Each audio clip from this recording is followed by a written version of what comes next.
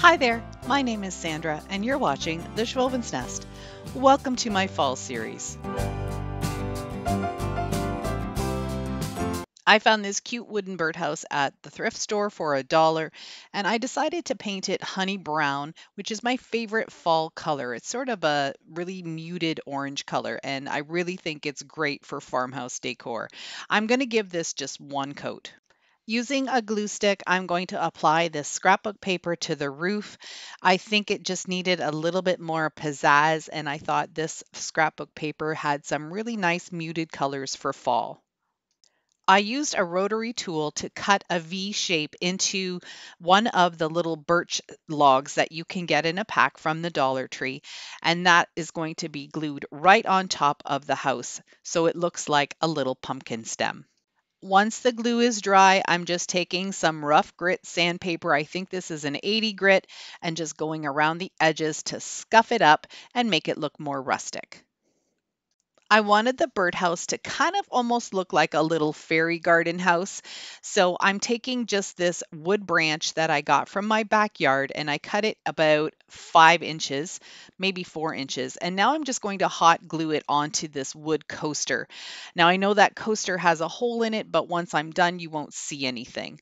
Then I'm going to take some more hot glue and glue the birdhouse right on top of the wood stick. I'm going to make sure that it is in the right spot. I don't want it too far back. I want it to be nice and centered over the coaster. I wanted to try a different view for you guys. Now you're going to see all sorts of junk on my desk, but this is how I craft. I'm going to be taking some of these little flower leaves and attaching them to the bottom. You can see that I've already added some reindeer moss, a little white pumpkin. I've got some white sola wood flowers, and these flower petals are from a gray sola wood flower, and I just thought that would add a little bit more of some color that would blend in with the rooftop. I'm just going to keep adding little bits and pieces until I get the look I want. This was a simple project, but I think it turned out really cute.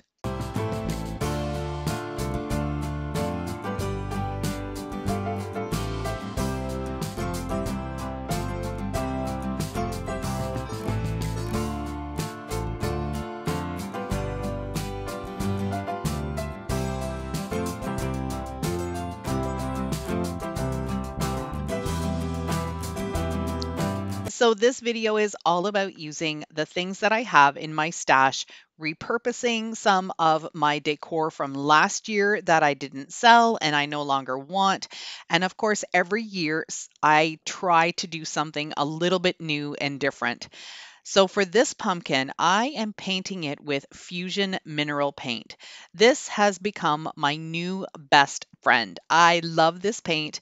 One of the main reasons why I wanted to try it was because it has foundation, paint, and sealer all in one.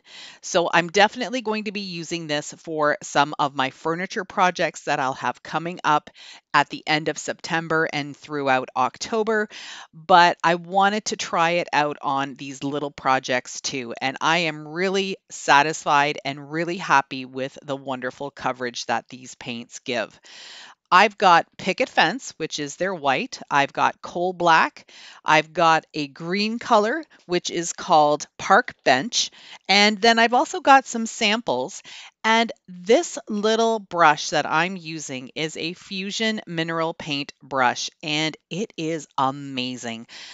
I've always just used cheap dollar store brushes, but this brush just takes everything to a new level. It is so soft and everything goes on so smooth and it washes up super easy.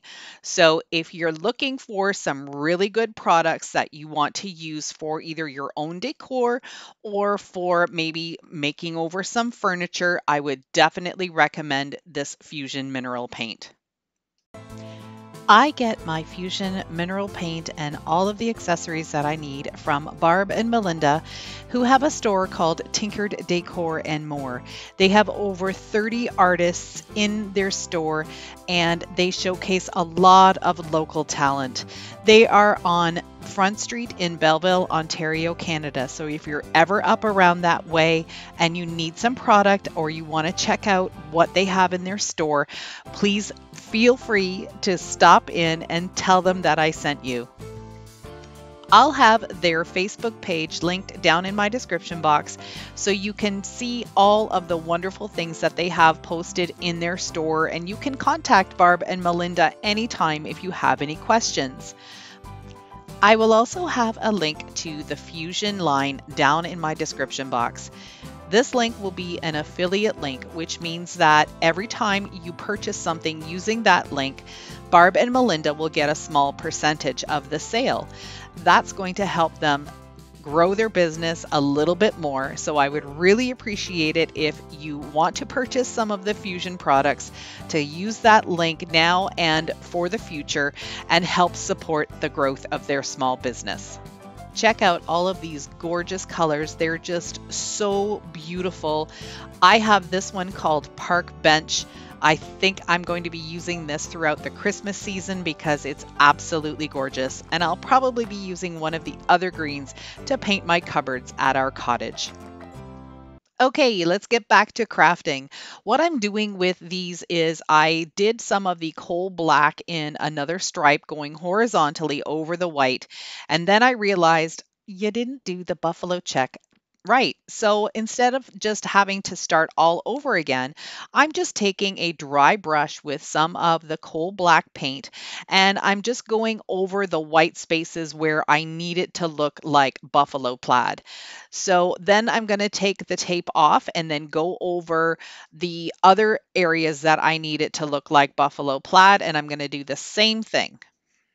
I'm just using the tape to cover up the areas that I don't want any paint to go on.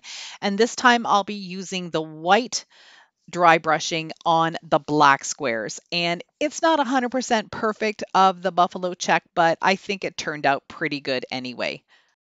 Now it's time for the fun part to decorate these little pumpkins. I'm going to use, of course, these birch logs that you can get in a pack at the Dollar Tree. They're perfect for pumpkin stems. I've got some green raffia. I just love the color of this. I'm just going to wrap it around the stem and just glue it into place. I don't want to have any ties or anything or any knots. I just thought I'll just glue it here and hold it until it dries. I took 4 of my little mini solo wood flowers that were sent to me by a couple of subscribers. Thank you so much. You ladies know who you are. And I'm just going to decorate the pumpkin tops with these. If you're wondering how I got the flowers this color, I simply dyed them using a mixture of a little bit of paint and some water, and then you just mix that together and then dip your flowers in, and they take the dye really easily. I'm not doing 100% the same kind of design on each of these pumpkins. I thought it would be cute to just change it up a little bit. I added some leaves, some acorns, and then I added a double loop bow on each of these, and I think they turned out super cute. The last thing I did, which I didn't show on camera, is I glued a Jenga block or a tumbling tower block to the back of the pumpkins just to give them a little bit of extra support when they stand up.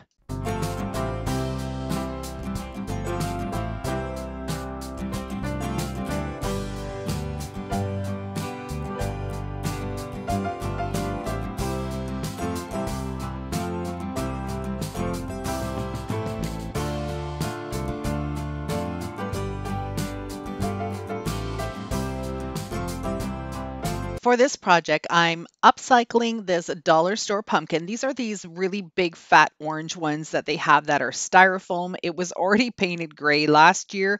I'm changing it up again. This is the Fusion Mineral Paint Park Bench. Look at that green. I am in love with this color. And even though I had a dark color underneath it, I only needed to give this one coat. Really good coverage on this paint. I'm so excited to be using it. This is the original stick stem that I had in the pumpkin, so I'm just going to use some hot glue and put it back in. I'm going to be adding a whole bunch of different embellishments to this pumpkin. I'm going to start off by using some of these lamb's ear leaves. I got these off of a vine from Amazon, and if I can find it, I will link it down in my description box along with anything else that I can find. I have some large solo wood flowers, some cotton stems, some pip berries, and even some pussy willow, and I'm just going to arrange it in a way that it's pleasing to my eye. When you're adding embellishments like this to your projects, there's never any right or wrong. It's only what you love. So if it turns out the way you like it, then perfect. If it doesn't, it's not hard to take it apart and start over or change things. I do that all the time. I don't show it to you very often, but sometimes I will do something, and if I don't like the look, I'll take it apart and start over.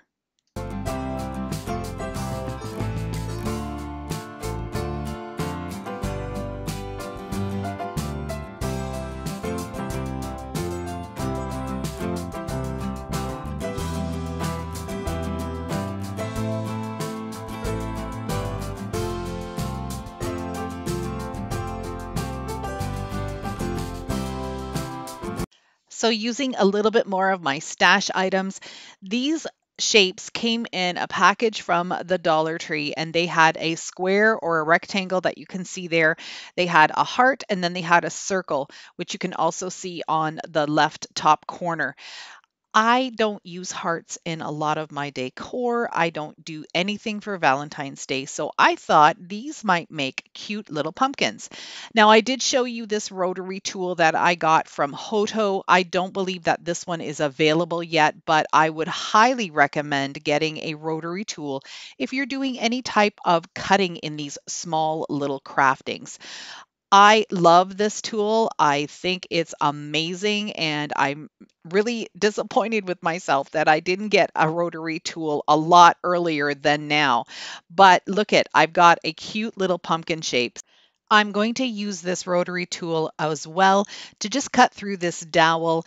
It's a little thicker than my miter shears can handle, and it's not even the miter shears, it's my grip. I can't really squeeze that hard anymore.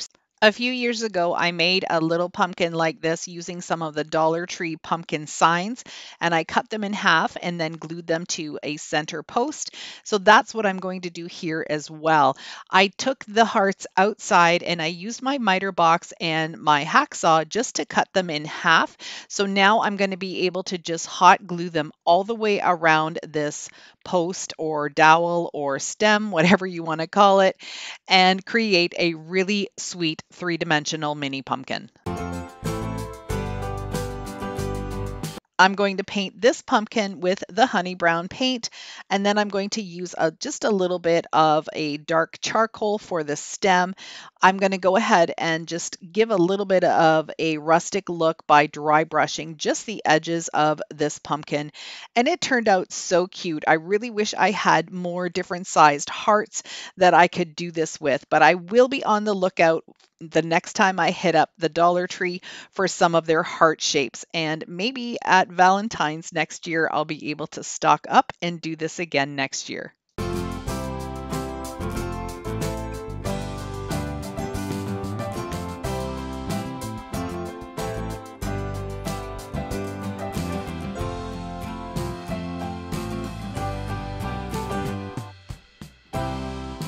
Thank you so much for spending some time with me today. I truly appreciate it.